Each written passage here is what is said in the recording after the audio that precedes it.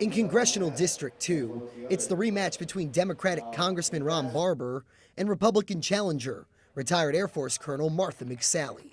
The former small business owner and aide to Congresswoman Gabrielle Giffords champions himself as an independent voice in Congress. I don't accept the notion that Congress has to be dysfunctional.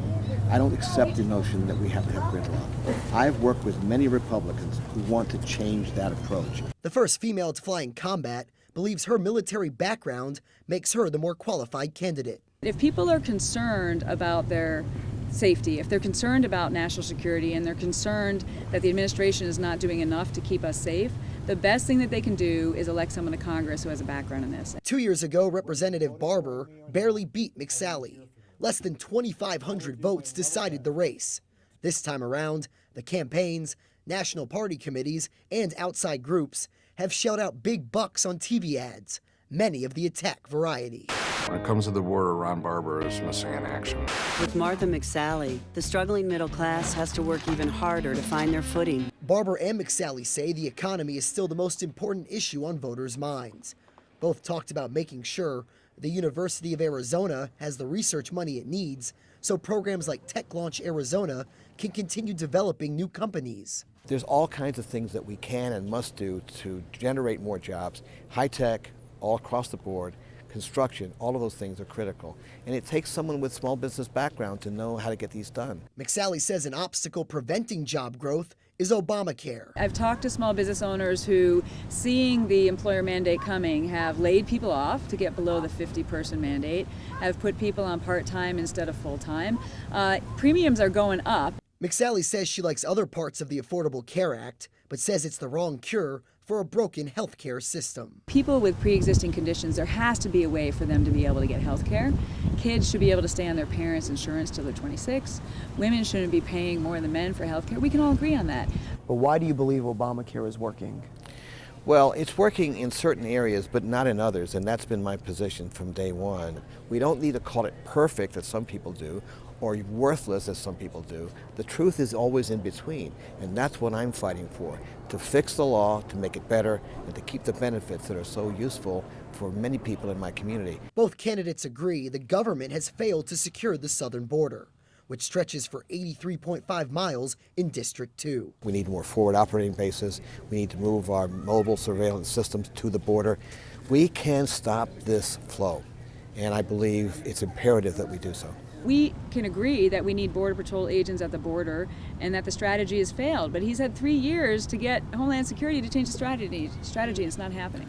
Barber backs a comprehensive overhaul of the immigration system, which hasn't made it to the floor of the House just yet.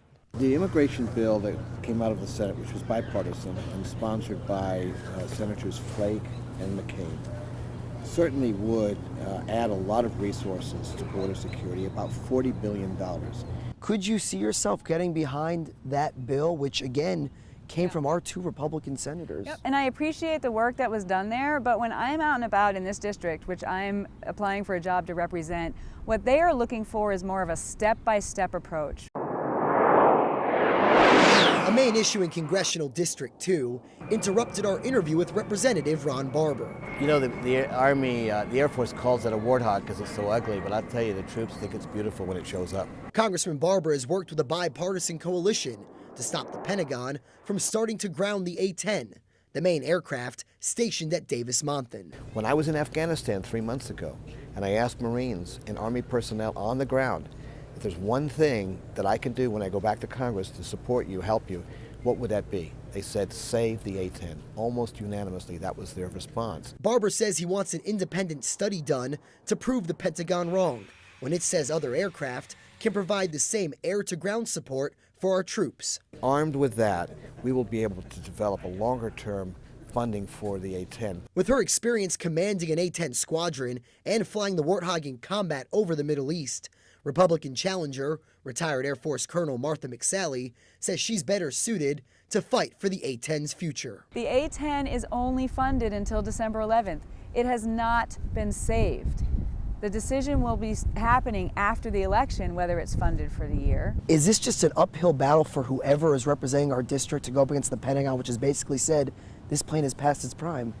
I'm willing to go up against the Pentagon, the leadership there. He's never flown the A-10. I don't think he's ever really understood, the impact that it has on those that are put in harm's way on the ground. And it is relatively cheap to operate. While they agree about saving the A-10, Barber and McSally are at odds on social issues like a woman's right to choose. Every woman should be able to make her own health care decisions. Unfortunately, my opponent doesn't feel that way. I don't think the taxpayers should be funding abortion. So in that case, I am pro-life with 3 exceptions: rape, incest, and life of the mother. Preventing gun violence became an issue in the race with this controversial attack ad, which Americans for Responsible Solutions later pulled. A survivor of the January 8th mass shooting, Barber supports expanded background checks. McSally does not. If you look at the massive gun tragedies that we've had in this country, there's been one thread across the line, and it's not gun shows, it's mental health. It's a failed mental health system. In this, one of the most closely contested midterm races in the country, both candidates say they're confident they've earned their constituents' votes. As we've talked to people and other people have conducted polls, it's clear that the people of Southern Arizona are leaning in my direction. They trust me. They know who I am. The question is whether you're better off than you were 3 years ago. The answer for most people I talk to is no. And I hope they realize that we can't afford 2 more years of the same.